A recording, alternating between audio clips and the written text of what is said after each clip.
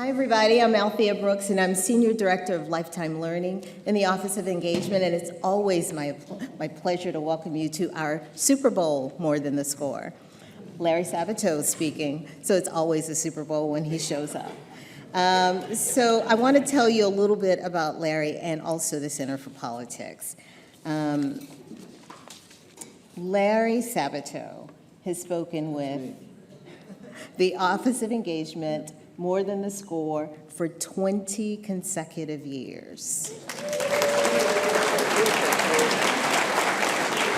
20.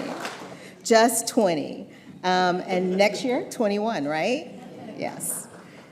To view our full lineup of More Than the Score lectures and all our in-person and online programs, go to engagement.virginia.edu/learn. And we encourage you to register and share it with friends. So go ahead and silence the ringer on your phone. Please hold your questions to the end. We'll pass around a microphone, and when that microphone gets to you, ask one brief question. Speak right into that microphone, and please state your name and your UVA affiliation. And also, welcome to our at-home audience viewing from around the world. Now, I'm going to be really brief and introduce Larry Sabato. Everyone knows him. How many of you took a class with Larry over the years? Just a few hands? Wow. How many wish you had taken a class? Okay. Larry J. Sabato is the founder and director of the University of Virginia Center for Politics. In just the last year, the center hosted leading speakers, including gubernatorial candidates Winsome Earl Sears, Abigail Spanberger, Attorney General Jason Myers, Pulitzer Prize-winning journalist Bob Woodward, and a host of campaign analysts. The Center for Politics Youth Leadership Initiative provides free civic educational materials to more than 125,000 K-12 teachers nationwide, and has welcomed students from a half-dozen countries to learn about American democracy. Mr. Sabato is celebrating his 55th year of association with the University of Virginia. That deserves a hand of applause.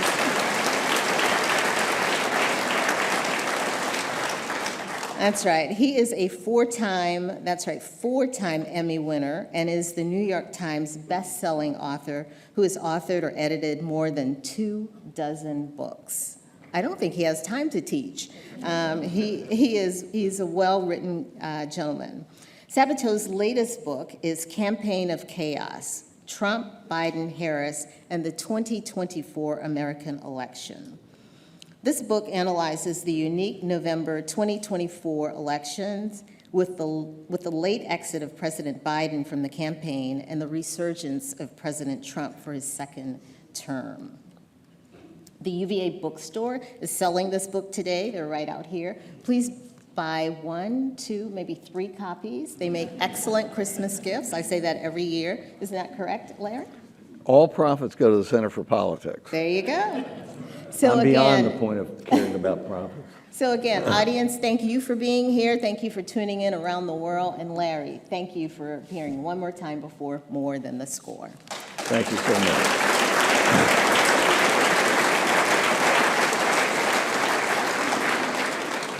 Thank you, Althea. She's been here for all those years and more. Not 55. Not 55, that's for sure. I probably would have retired by now, but I'm determined to beat Elzinga. He's so arrogant about he started in, I think it was 67. Well, whose phone is that? Whoever, tell him I'm busy. Okay? Tell him I'm busy. One time in class, this is actually absolutely true. I make them turn them off. They're not banned because this isn't high school. But I make them turn them off. And one day in class, I don't remember what year, a phone went off just like that. And I said, all right. And I charge them. I don't really charge them, but I tell them I charge them $5 every time their phone goes off and interrupts the class. I said, come on, cough it up. Where's the $5? And it turned out to be my phone in my pocket. So we're all guilty of things like, you know, they drive us crazy. And it is kind of funny because many of you, how many of you are actually graduates of the University of Virginia, undergraduate or graduate school? Good, I figured most of you. And the other people here are converts, and we salute you for that. There's more joy in a church over one convert than there is among the faithful just turning up. You know, it's inertia, right? But the converts are, I guess you don't go to church. Anyway, that's okay. People, look, I'm used to this. Students never laugh at my jokes. Never. That's why my grade curve is so low. So you get them back in the end. You do what you have to do. No, I don't do that. I'm just kidding. Where was I? That's it. I apologize for not standing right now, but I will be more energetic if I'm sitting here for a while. My back is killing me. How many of you have back problems? Well, surprisingly few. I'm impressed. Tell me what your secret is after this is over. I'll tell you what. Let me just go. I'm only 73. Now, I know darn well some of you are older. I can see. Don't lie. So, how is it, by the way? Does it get better or a lot worse?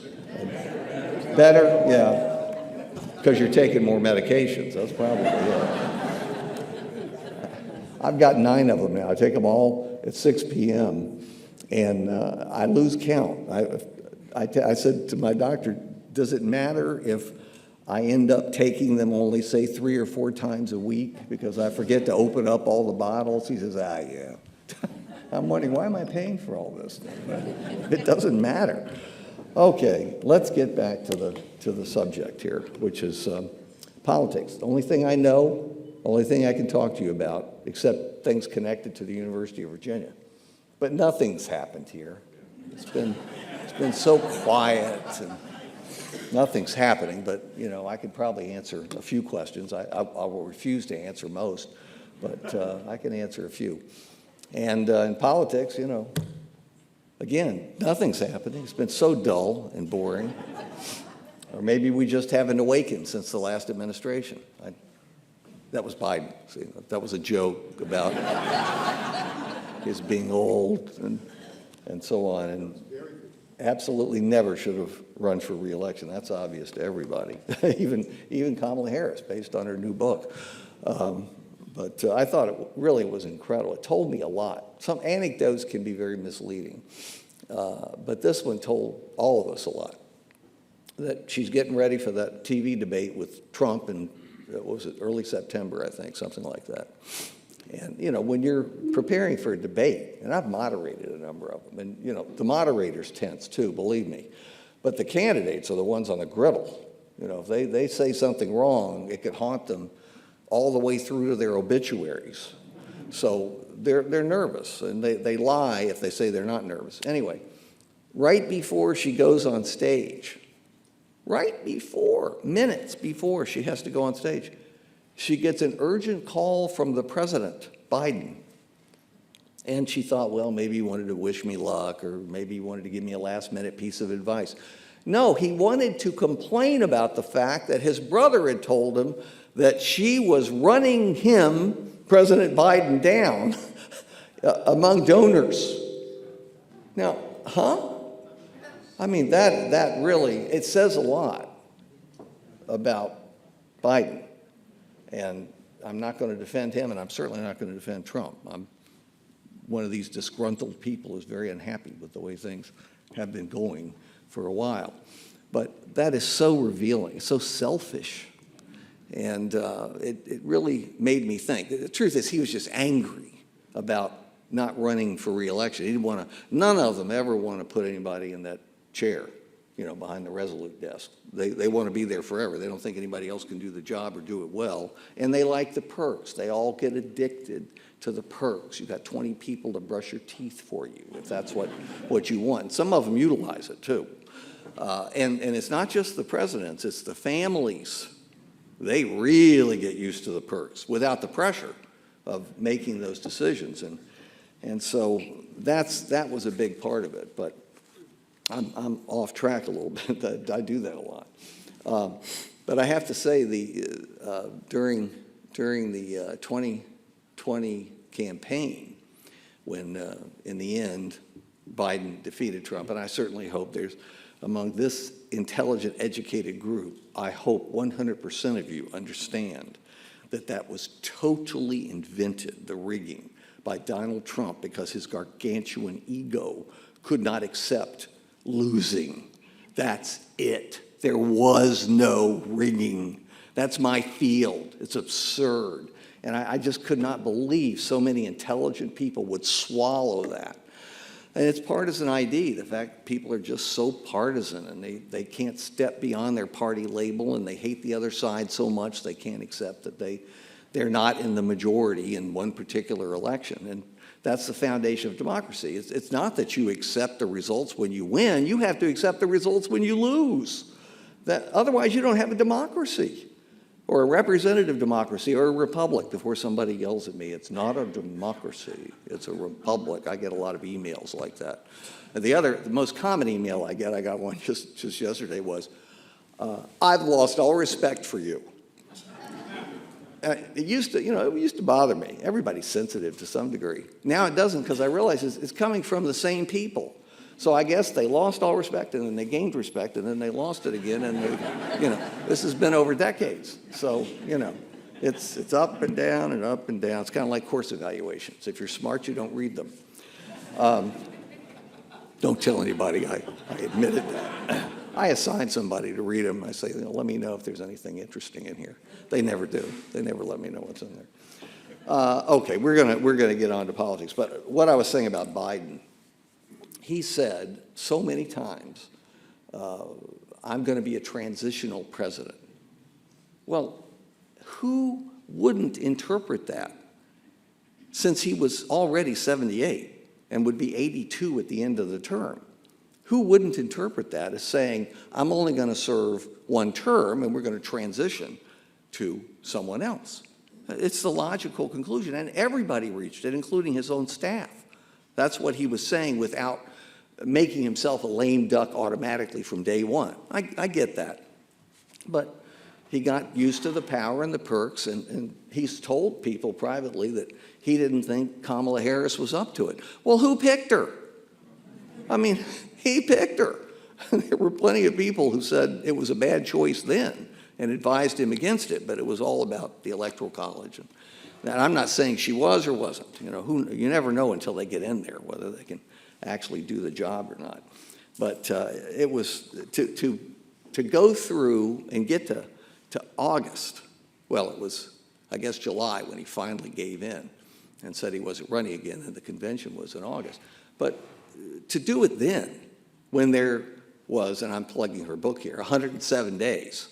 I haven't read it. It's just come out. It's not nearly as good as Campaign of Chaos, which is available right outside that door.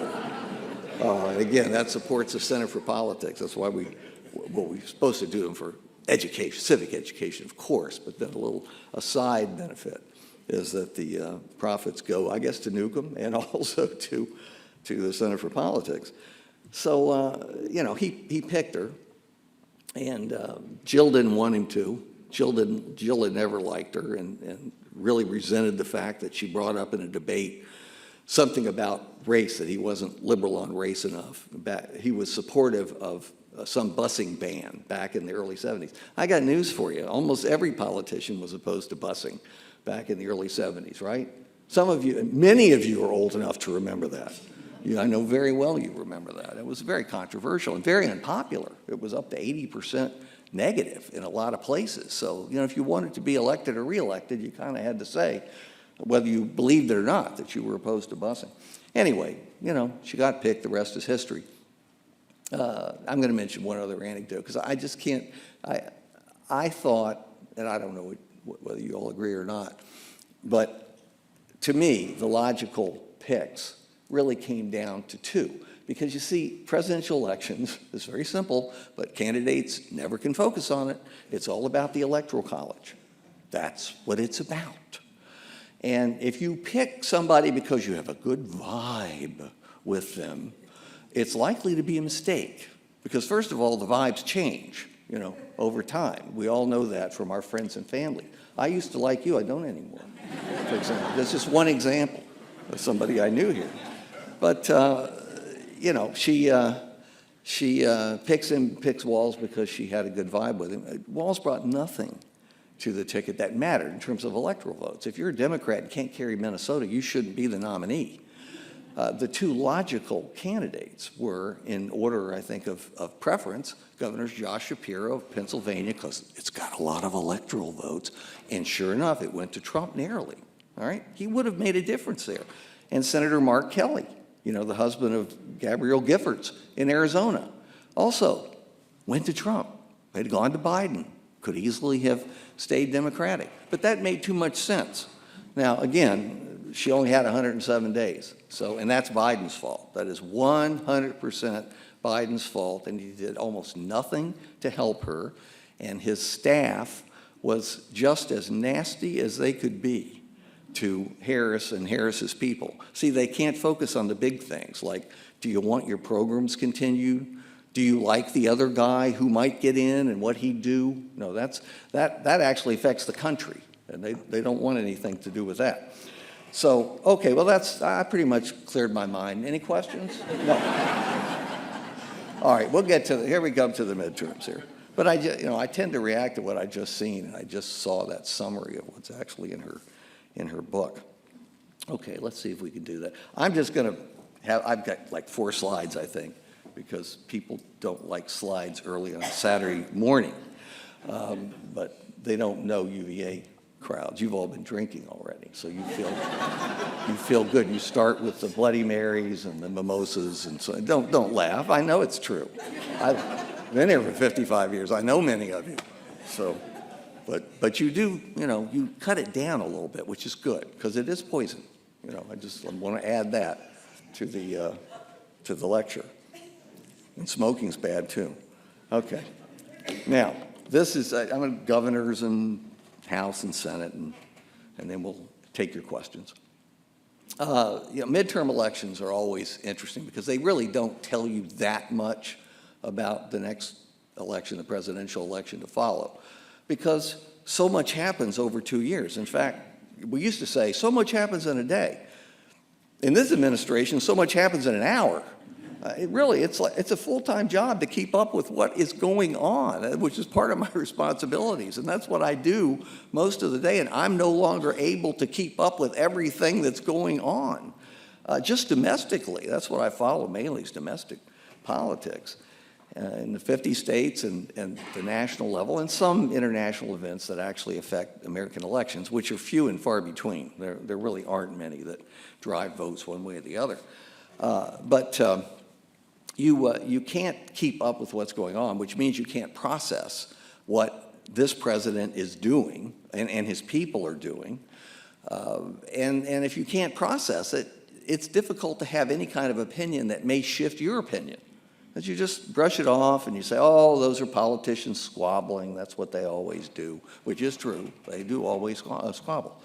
But it's tough for people to interpret all of it. And I'll do the best I can looking ahead and realizing that we're more than a year away from the midterms. I guess I started with governor because there are 3 elections that matter this year, but one is totally over. And I know this crowd, and I know you don't like Mandami, so don't bother to tell me you don't like him because I already know that.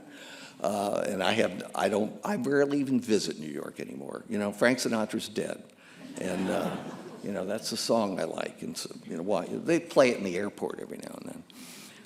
But that's over with. They screwed it up early on, and Democrats are going to have to live with it, and Republicans will have to live with it, because he will end up being even more than AOC, the image of the Democratic Party projected by the Republicans.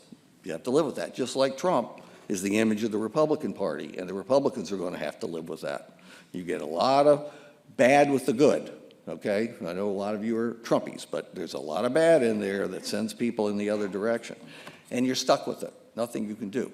But the 2 elections that will make some difference and will shape commentary, obviously, are the gubernatorial elections in New Jersey and Virginia. Off-year elections were the only 2 that have it in the year prior to the midterm as opposed to the year after the midterm. They're both likely to go Democratic. New Jersey, a little less so, because the Republican candidate was the candidate 4 years ago, and he was way behind in the polls, and then he ended up nearly winning. It was a 3-point race in the end with Governor Phil Murphy running for re-election, whose wife is a UVA grad, by the way. I taught her many, many years ago. She doesn't remember. But I did. I'll tell you another one who doesn't remember is Spanberger's husband, Adam. I taught him in 101. The reason he doesn't remember is I can recall walking into that Wilson Auditorium, you know, which is big and it's hot, or it was back then. They didn't have good air conditioning. Now students demand it, and they got it. So now it's too cold, at least for older people. But anyway, I walk in there, dead asleep. He's dead asleep. Now, I let students sleep through classes. They're the ones wasting their money or their parents' money. I don't know who's paying for it, but, you know, I'm not going to wake them up. They obviously need to sleep. And it, you know, it maybe gives them a better appetite at dinner. So in this case, though, I had to wake him up, as I have done from time to time, because he was snoring. And, you know, he's right in front of me, and I'm not telling anything I didn't tell her. So she was with us, I can't even remember, it was this week sometime. What was it, Tuesday? I think we had a dome room event. We'd had one with Winsome Sears when she requested it, which was at the end of April. And we enjoy those, and students ask the questions for the most part, and I think they learn something from it. But anyway, he was asleep. I had the guy next to him wake him up. It reminded me of a basketball player, and I'm not going to mention his name. He was very tall, and he could only sit in one place in Wilson. Remember those small seats in Wilson? And he had to sit in the front row because he had to stretch his legs out. And, you know, we understood that, not a problem, except that he never was awake. I mean, not even one time, but I appreciated the fact that he made the effort to come to class. He was tired, the way they all are. So I let him sleep, but I had to wake him up occasionally because he did also snore. See, this is the truth about the classroom. They're worried about bias. And so they're not listening. So you don't worry about it, okay? If you're worried about it, you really should not be listening. Okay, now, so I think they're both going to go Democratic. I think Cheryl, the Democratic congresswoman who's a Democratic nominee in New Jersey, it's tough to get a third term for either party. That's true in governorships, it's true for presidencies. It happens from time to time, but it is more difficult. But I think she'll win. But we'll see. Virginia is actually not as close. And while you can't ever tell from polls that are taken in the summer and even September, voting just started yesterday. You know, we don't have election day, we have election month and a half. So you stretch it out. You have to look at what happens every day because it can change votes depending on what's happening. But you've already banked hundreds of thousands of votes, you know, by mid-October. So if something big happens and it changes your mind, you cannot go to the registrar's office and say, I'd like my vote back, please. I've changed my mind. No, they have no idea which vote was yours. They immediately separate the actual vote on that inside envelope from the outside, which has your return address on it. So they have no idea. And you can't say, oh, I voted for X. So just take one of those out and then, no. In our society these days, I wouldn't trust you either. I wouldn't trust me to go in there and pretend to even remember exactly who I voted for in every case. You know, you got a number of people. But she's ahead on average 9 or 10 points. I don't know if it'll end up being that big. I can't tell you. But we don't have an electoral college for governor's races. So you just have to get one more vote than anybody else. I think she'll win. And if she wins by this kind of margin, then she will take her running mates in with her. Last time we elected a mixed ticket, we used to do it every time. That was back when people knew who was running. We only have 3 statewide offices. It's not like Oklahoma, you know, which basically elects every third person to something. I hope that nobody's here from Oklahoma. If so, I'll just change the state to Texas. Okay, they do the very same thing. But you know, I think it's with three elected officials, three statewide elected officials, everybody should be able to keep up, I would think, with the races. And you don't have any significant independents. In fact, you don't have any independents at all. You just have the two-party nominees for governor, lieutenant governor, attorney general. But the candidates for lieutenant governor, attorney general could walk down, the corner and not be recognized by anybody. They're just anonymous. I'm not saying that's right. Of course it isn't right. People should know, but that's just the way it is. So it probably will be a ticket election. As I say, you go back to 2005 was the last mixed ticket that we had. So in this very party polarized era, you tend to have tickets elected. And Virginia is not Democratic, but it is purplish blue. It is competitive, but it leans Democratic most years. Well, how did Youngkin get in? Because he had the good fortune to run when Biden was president. See, and we've done that since 1977 in this state. Always picked the governor from the party not in the White House, because a certain number of people, generally in the hundreds of thousands, are angry at whoever's in the White House, and so they balance it by voting for the candidate of the other party. So that's another reason why Spanberger's likely to win, and also why Sherrill's likely to win in New Jersey, because the same thing has been true there, but not every time the way it has been here. We've had one exception, 1993, because Ken Cuccinelli was the Republican nominee. Not commenting. He was a student of mine, too, and he stayed awake. He was awake in class. That was 1990. He took my class, and he interned for the governor. And the governor he interned for was Doug Wilder.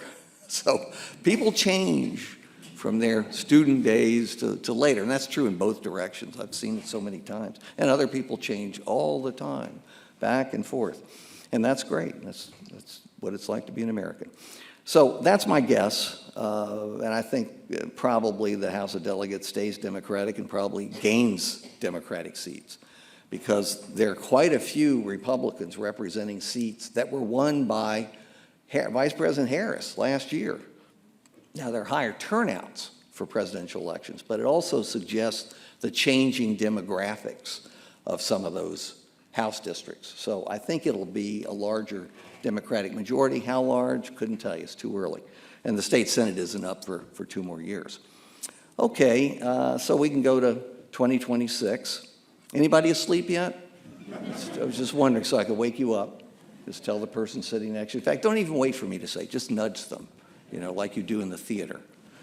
Okay, that was an age joke, but I think it's rude, when all of us are so old, or many of us are so old. I suppose I have a couple of students in here. Where are they? Right here. This is what worries me, that you're here early on a Saturday morning, and you probably already heard everything I've had to say, but you're here again, and they get A's pretty much automatically just because I see them. I see them and I'm impressed, and I just think it's great. Okay, the governor's races matter more than anything else. We focus on Congress, but I think you can see why Congress doesn't necessarily matter all that much. But governors do. They're little presidents in their states, and they have a big influence. Right now, Republicans have a majority, but a slight majority, and that could continue, or Democrats could get a slight majority, but it really matters the big states. They're the ones that really matter, and what really matters, too, is whether you've got enough of your party in at least one house of the legislature. There's only one in Nebraska. Anybody from Nebraska, I know you're unicameral. But you need one house in order, or at least enough people in one house, so that you can sustain vetoes, the override to the veto if you have a Democratic governor. That's what they really look for, is to have enough to stop things from happening from the other party. The only 3 right now that are really, really close is Arizona, Wisconsin, and Michigan. And Michigan, term-limited governor. Wisconsin, the governor chose not to run, had the right to run again. Arizona, the governor is running, but she was barely elected the last time, and Arizona has kind of wiggled back Republican since then, so that will be very competitive. Most of them are just not competitive because we can already predict, all of us can, 40 to 43 at least of the states in the presidential election next time around. I mean, it's easy. So it didn't used to be. We used to have a lot of states that would go back and forth depending on the year and the candidates, but not anymore. It's pretty much automatic. Arterial sclerosis of the political scene, the presidential scene, unfortunately. So, and it's unfortunate because I think competition improves everything. You got to have more competition than we've got, but we've got what we've got. Georgia, Iowa, Nevada in particular could switch. The incumbent Republican governor there barely won, and Nevada tends to go more Democratic in off-year elections. Georgia, I've stopped even trying to predict. So those of you from Georgia, you know, good luck. Whatever happens. Iowa has become heavily Republican, but this time around, I get a sense that it may be competitive for governor, but it's early, and we'll see what happens. So that, you know, it's not gonna vary that much. We, you know, 25-25, and then, you know, plus or minus 3 on each side, and that's pretty much the way it will go. Okay. Now we can go. Oh, this is really important because the presidential approval level determines a lot of the results in off-year elections. Frankly, it's determining the 2 governor's races, and particularly Virginia's this year. Trump is now in the upper 30s in Virginia. Now, he didn't carry Virginia. In 2016, he lost it by 5 points to Hillary Clinton. And then he lost by 10 points to Joe Biden in 2020. And he lost by 6 points to Harris. Harris did a point better than Clinton did. Virginians just don't take to him. And there are lots of reasons why, and a lot of it's demographic. But I tend to think it's because we're so polite. We're such good people. That's just my bias, you know. I was born in native Virginia. If you're not a native Virginian, we forgive you. You couldn't help it. I mean, you couldn't speak to your mother at that time, tell her where to go. But Virginians are just kind of nice. And, you know, Trump, I don't know if you've noticed, but he can be very rude. Eventually, this thing will stay in place. Stay. Thank you. Here's the problem now for Trump. We've got his first term. We've got other presidents to compare him to. But he has inched up to the point where we're getting close to a majority who say they strongly disapprove of his performance as president. This is job approval. It's not whether they like him or dislike him, although that always plays into job approval. That is not where you want to be. I mean, Biden was at 39. He wasn't in a good place either, because remember, Afghanistan had already happened in 2021, the disaster of Afghanistan, and we don't need to go through the particulars of that, but it certainly didn't help McAuliffe, who was running against Youngkin. But 46% is a danger zone, and he's only, what, 9 months through, less than 9 months through the first year. The reason somewhats don't matter as much because you can have a fair number of them voting for the other side. They don't care that much. But the ones who strongly approve or strongly disapprove of a president, they're probably going to base their votes to a great degree on how they feel about the sitting president. I don't think there's anything else interesting in that, so let's just move on. I could talk about it forever. I do in class because you got to hit 50 minutes, you know. Right, guys?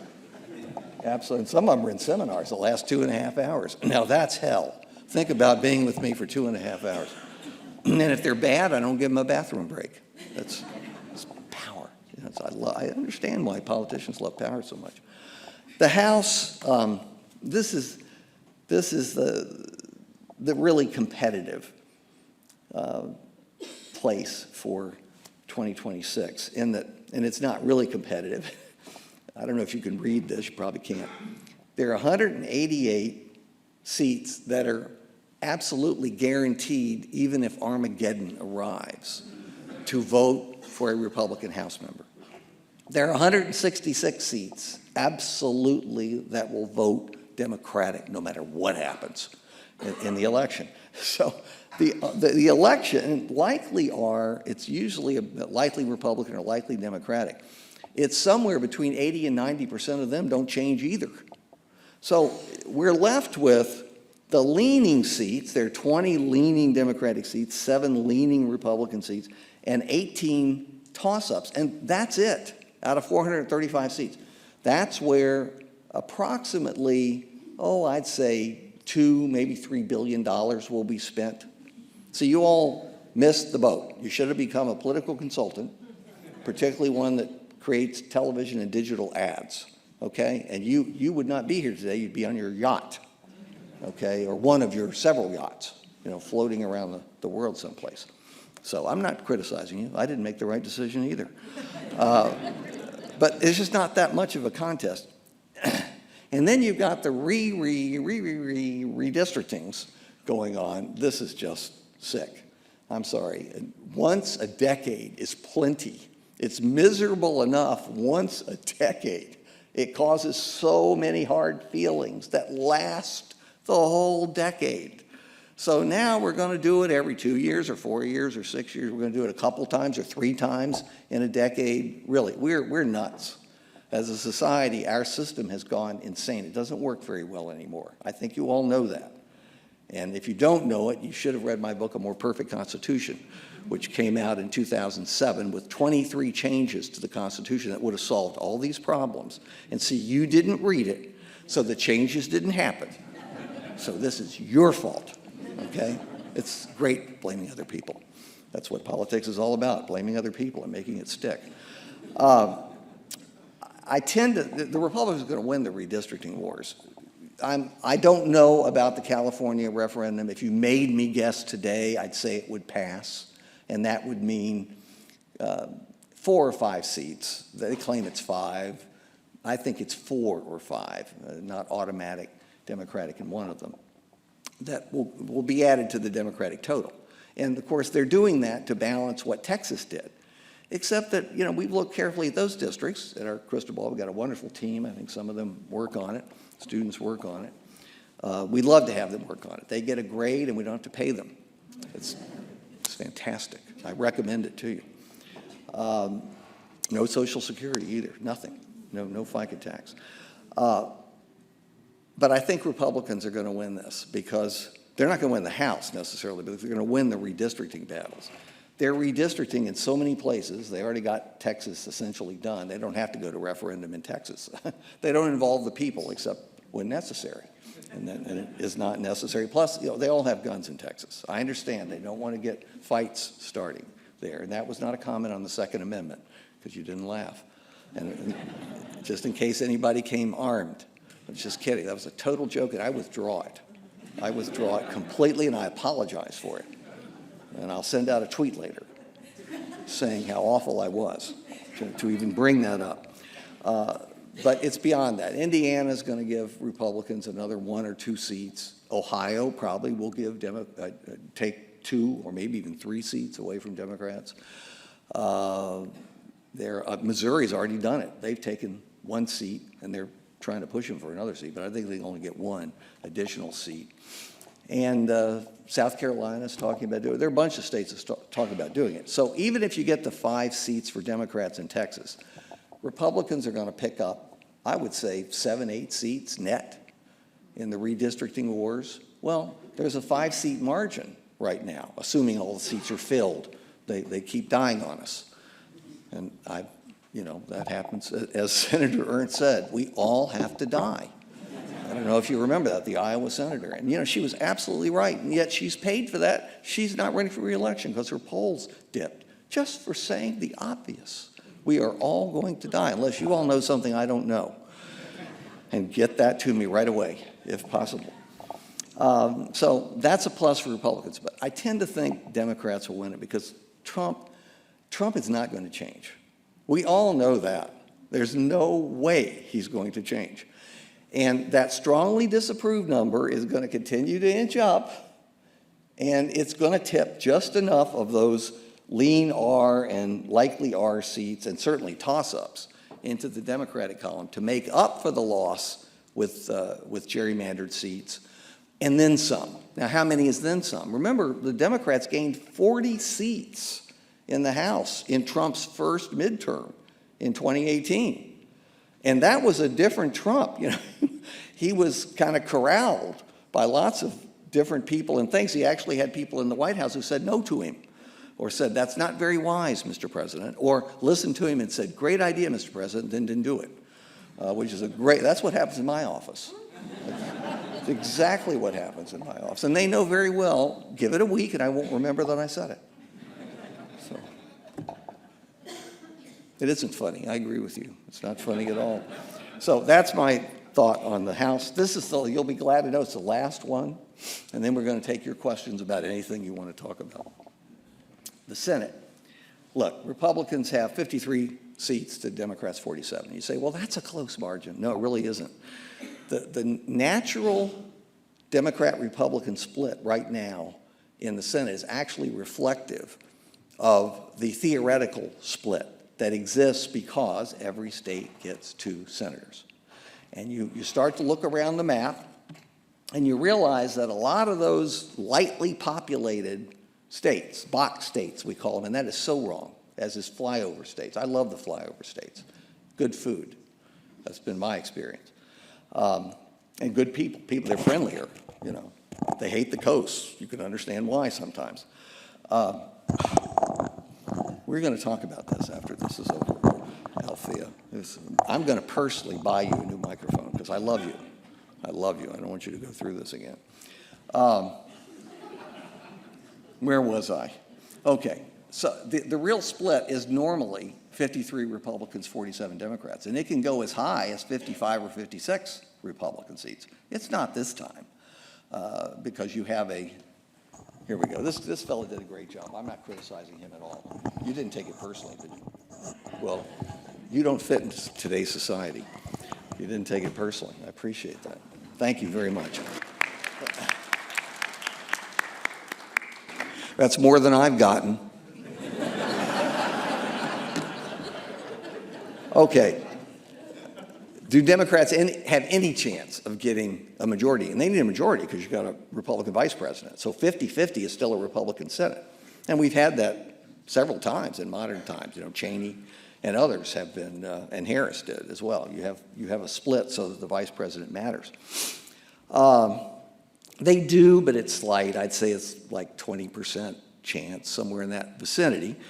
However, if there is an anti-Trump wave building next fall, I don't know why I could propose that. What could it possibly be? But if there is, then they could shock us and get 50 seats or 51 seats. It's possible, but I think it's very unlikely. And the reason it's unlikely is because when you look around the map, they have hardly any targets. Now, they may very well win North Carolina, although I'd never predict Democrats winning North Carolina because they almost always lose in the end. But Roy Cooper, who will be the Senate nominee and was a 2-term Democratic governor, is popular enough so that I think he could ride that wave in the Research Triangle, particularly. I think he could win. So let's give that to the Democrats, say they got +1 there. Georgia, though, has a Democratic senator, freshman Senator John Ossoff. Georgia flips back and forth, and it all depends on the turnout on each side, because today you hardly change anybody's mind ever. It's really a question of which side is more motivated to turn out, which means in our times, I'm sorry to say this, it means which side is angriest. The really angry side will turn out at the highest rate and win the election. And so that's why you look again at presidential popularity and that kind of thing. So Georgia, I'm just going to take a pass. That's why we have it as a toss-up. Michigan, Democrat incumbent, retired there. And again, Michigan tends to have very close elections, and it's way too soon to predict it one way or another. So, but that's a Democratic seat. So Democrats would have to hold Michigan, they have to hold Georgia, and they have to not be upset in any of the other states that we think are theirs pretty much by right because of the balance of the voters in those states. And are there a couple places where Democrats might be able to win a Republican seat? I guess. Susan Collins, she's very concerned about possibly losing that seat. It's a political crowd. Several of you got that. I appreciate that. I actually like her. I've got along very well with her, but because she is a Republican, she's a moderate conservative Republican, but she's from Maine, and Maine normally votes Democratic. So her way of dealing with having to cast tough votes for her party is to say, I am very concerned about this. And then she votes with her party. Okay, you know, it's a method, and it's worked. She's been reelected and reelected and reelected, so you stick with what works. But that potentially is a seat available to Democrats. Ohio, I don't really think so, but my team does. Thinks that somehow this is Vance's seat that's coming up. There's a temporary incumbent in there who will run for re-election, but isn't that well known, and maybe a Democrat could potentially, you know, win the seat. Okay, it's like the 5,000 calls and emails I get every election season from friends, including a lot of Wahoos in Texas, telling me it's happening. Texas is turning blue. Don't miss the boat, Sabato. It's turning blue. You have my word for it. Of course, they're never anywhere to be found the day after the election. I can't locate them. They've moved abroad.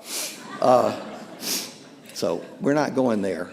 Also, did you notice that Ted Cruz, now Ted is not up this time, John Cornyn is, who has a degree or certificate from our law school. And you know, he's fortunately for him, he's got a very weak Republican. I say he's weak, but he keeps winning because it's a Republican primary. But you know, the guy has a lot of scandals attached to him. He's the Attorney General there in Texas, and it's going to be a close primary race, no question about it. They've got him though, the Cornyn people. I don't know, I'm surprised this even matters anymore. Scandal doesn't matter anymore. It's just gone. Between Clinton and Trump, we've exhausted our concern about scandal. So we don't even consider it anymore. You know, you're down to the economy and maybe war and peace, and that's pretty much it. But they've got the goods on, that is, Cornyn has the goods on his Republican opponent, and this has already been verified. He's divorced his wife, or his wife divorced him, and he's had a number of extramarital affairs, and one in particular, it turns out that he's been all over the world. He was very careful this time, he thought. Nothing happened in Texas. He would always travel someplace, and sometimes abroad. You know, he would go all over the world, and just amazingly, the mistress would be there. You know, and you can't blame him for that. I mean, it's just a happenstance, you know. But apparently some state and political money was involved, which is a no-no. You don't do that. But mistresses can be very demanding, so I understand, you know, where he may be coming from. I don't think there's anything else to say. Minnesota's got an open Democratic seat, but I think that'll stay Democratic. New Hampshire could get interesting if former Senator John Sununu of the big Sununu family, his brother was governor for several terms, and his father, remember the old John Sununu, and then became Bush's chief of staff, the senior Bush chief of staff in the late 80s and early 90s. If he runs again, he was defeated for re-election way back. I think it was 2006. So he's been out a while, but he was young. He's like in his 40s. That should be prohibited. No one should be allowed to serve in high office until they hit 50. That's my personal opinion. Then they should be out at 60. So they have 10 years. They have 10 years. And I'm kidding. I don't really believe that. I do. Sometimes I do. I have become a great advocate for term limits. I believe in term limits. All the way up and down. There's only one exception: tenured academics. There has to be an exception in the interests of society. And I think it's that one. I know, I see many of you nodding your heads like that, but you mean yes. So you've gotten confused. It's okay, you've gotten confused. All right, so, you know, I think the Republicans will keep the Senate. Maybe the margin narrows, or maybe it doesn't.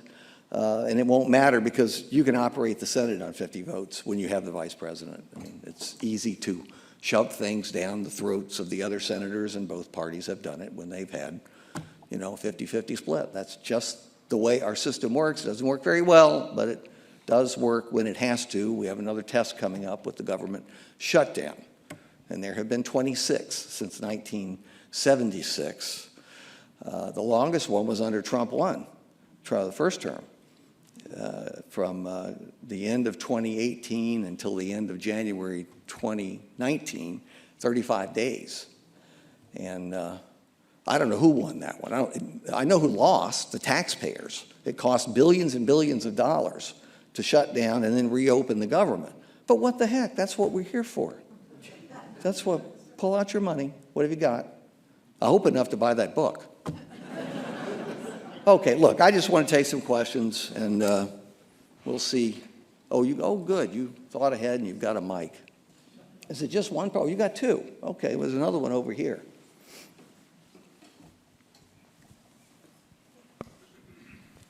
How do you get all the information to your office? How big a staff do you have? With so much information out there, it's just amazing that you can get it all together. How I've got you buffaloed.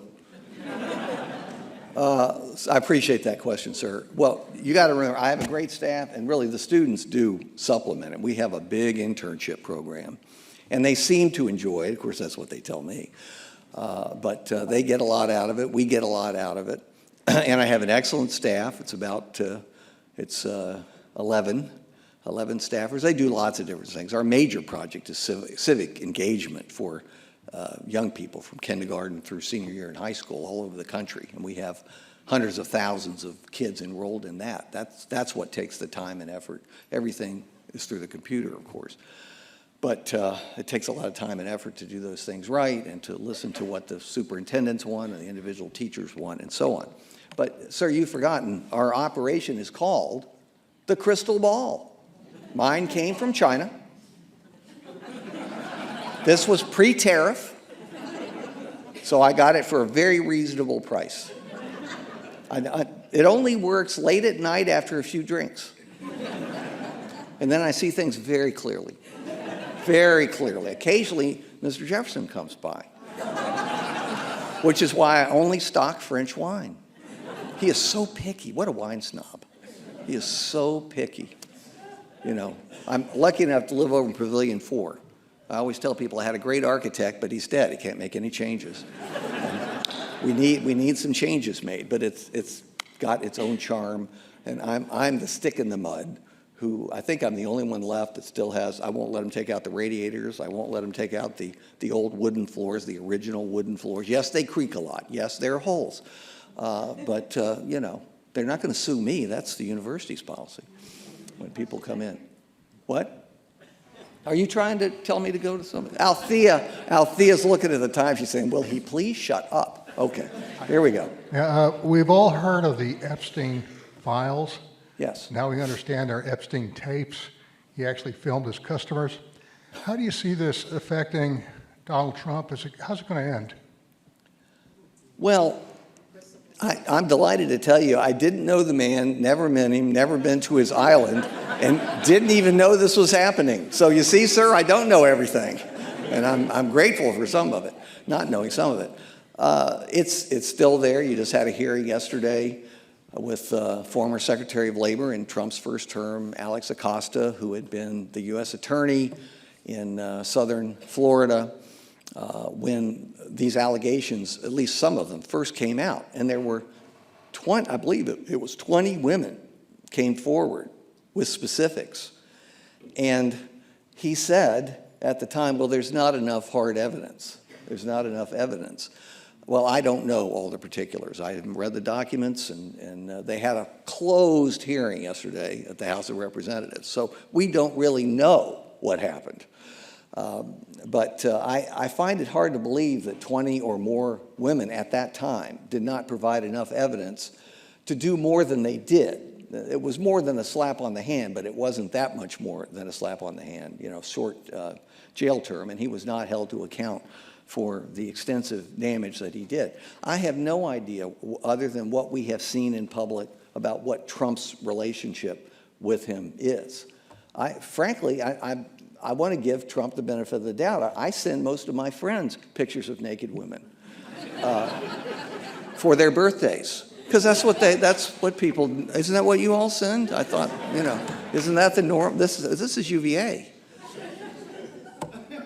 You know, some of you are here from the time when it was all male. So don't pretend you're naive. But obviously, I just don't have the facts on that. I hope for our sake, there's nothing there, our meaning the country's, but there's something there. They wouldn't, they wouldn't be so careful about it if there was nothing. He's dead, so it's hard to get any additional facts out of Epstein. And the sneaky part of it was his accomplice there, Maxwell, Ghislaine Maxwell, I think her name is. And to have her brought out of prison for that long interview by the number 2 at the Justice Department, who had been Trump's own personal lawyer. Gee, that's not usually done. And then she gets a cushy, med prison, play tennis and have fun. That smells to high heaven. But that's just me. I'm a very suspicious guy. Okay? Yes. Larry, we're all proud when we see you on the cable news shows. Well, thank you. It's very nice of you to say that. Others are not. I'm just wondering, in this environment, do you have any concerns, personal concerns of safety, or has the university taken a stand on what you can say and where you can appear? They have taken a stand on it. They've not told me, because they know I'd go right out and tell everybody else. I'm sure they're unhappy at times, and I've been told that over many years. Honestly, every now and then a stray threat comes in. Policemen told me, who investigated these sorts of things, told me many years ago, don't worry about the ones who write you. It's the ones who don't write you have to be worried about, like that awful kid in Utah. He didn't write any letters. In a way, I wish he had, and then I assume it wouldn't have happened. But there have been threats at all times. I'll give you 2 examples, because I remember them so vividly. And this was a long time ago. See, this has been happening. We're in many respects, kind of a violent society. I think we're wonderful in many ways, but we do have that tendency to violence because of our history, and I don't want to mention GUNS, but I think that is part of it, the prevalence. 400 million of those GUNSs, that's more than the population of 335 million approximately. But that's just my opinion. I know there are all kinds of studies out there about it. But I'll give you 2 examples. One, I was in DC, fortunately, in the early part of this century. And I was giving a speech there, and when I got out of it, and we were getting in the car to drive back to Charlottesville, I got an urgent call. Fortunately, we'd just gotten cell phones, so you could actually get a call saying, "Don't come back." And I said, well, a lot of people feel that way. Is there any particular reason today? And the answer was, yes, a man turned up at your pavilion door with a gun demanding to see you. He had an open gun. He was angry, had no idea what it was about.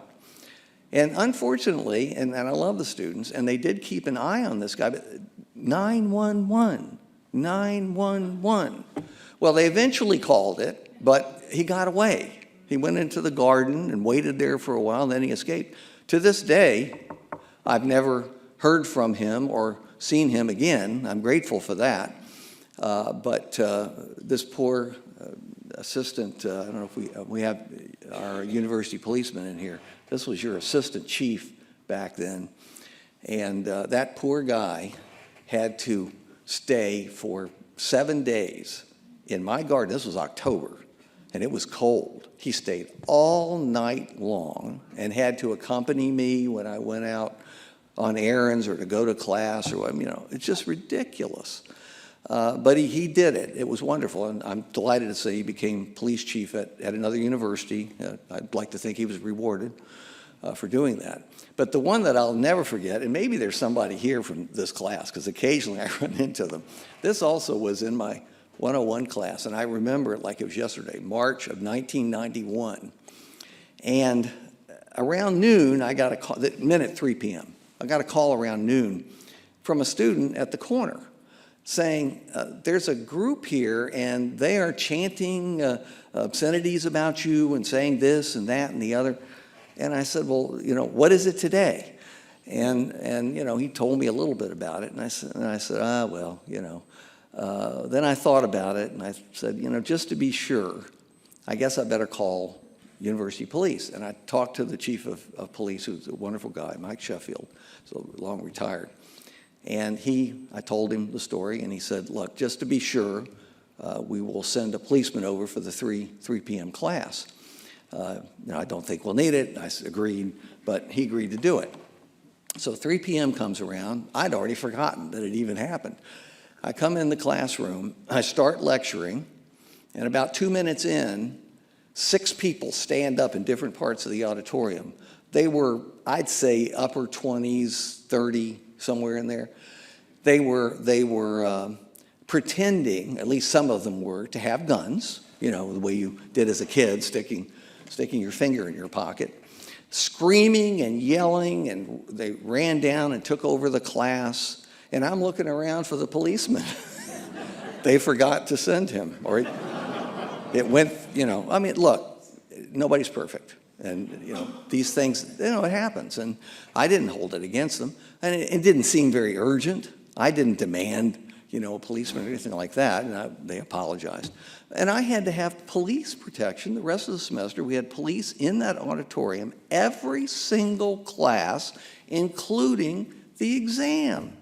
That's how ridiculous these things are and how much resources it takes to deal with them. But that was 1991, and the other one was from the early part of this century. So you see, there's, as horrible as this is, and it was in Minnesota, and it was at the governor's mansion in Pennsylvania, and the 2 attempts on Trump's life. We could go boom, boom, boom, boom. There have been so many of them, and it's not just one side. I kept getting the emails. This is just one side. You know very well it's one side. Stop saying it's both sides. No, it just lists them.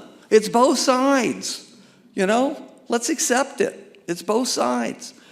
What can you do? What can you do? We can teach nonviolence, and we can, yes, encourage people to talk to one another. Boom. I don't know what else to do. I really don't.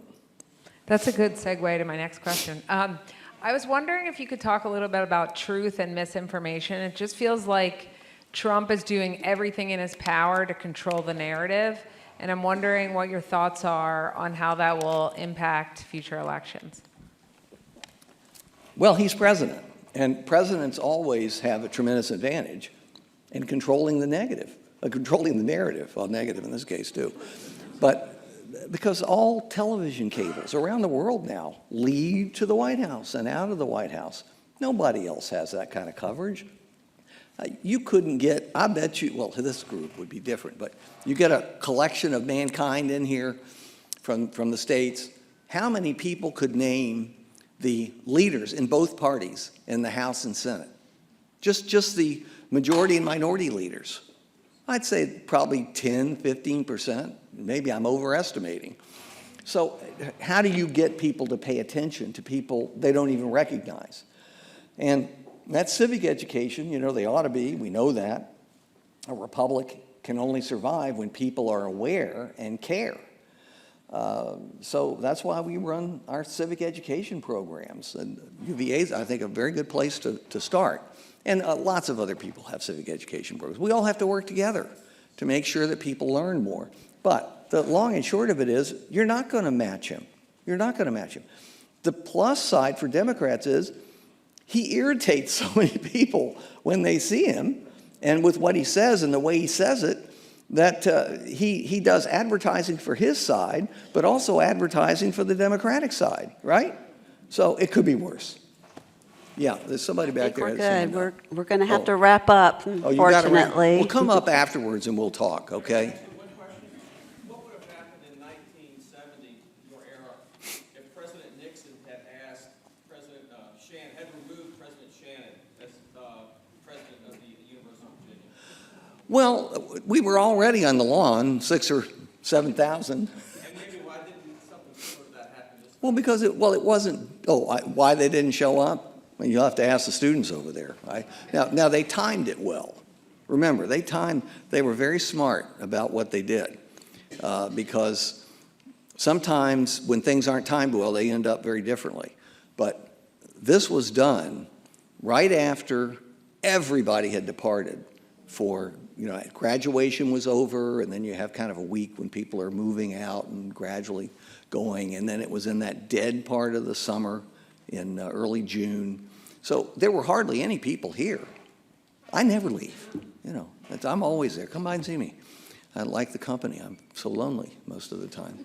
But most people leave. They have other lives and they go to them. So they timed it beautifully, beautifully in the sense of strategically. And I think that's the main reason. What would have happened back then? All hell would have broken loose. It already had broken loose. How many are from that area? How many were there for May Days? Oh, is that what you want to talk about? How many? Raise your hands. I want to see. Yeah, very good, very good. This was the invasion of Cambodia, at the May of 1970, end of April, and then Kent State right after that, and Jackson State. You had them all right together, and 4 dead in Ohio, and all that kind of stuff. And people felt very strongly about it. I did. I think everybody did. Whether they were now Nixon's smartest move ever was abolishing the draft, phasing out the draft. That's what really turned down the temperature. But firing Shannon or any president would have put the temperature right back up again. And if you want to talk more, feel free. Anyway, I always enjoy it. I hope I haven't overstayed my welcome, but thank you for having me today, and we'll see you next time, I hope. Thank you. Thank everyone for joining. On behalf of Lifetime Learning, we have a small gift for Larry. Appreciate your time today. Thank you. And would you mind forwarding it to the last slide? I have a few. Oh. Okay, let's do that. Here we go. Very last. Oh, I forgot to advertise my book. Senility. Senility. That's what it is. One more. Oh, one more. That's the important one, though. Don't they want to get that QR code? Well, the bookstore is here, and we'll be. We've got some. There it is. UVA bookstore here. You can pick up a book, and there's some more food. So grab food on your way out. But we recorded this talk, and we're going to post it to our vodcast library, so you can see the QR code for that, as well as our website. And I hope you all enjoy the rest of your day. Thank you for coming. Very good. I'm sorry.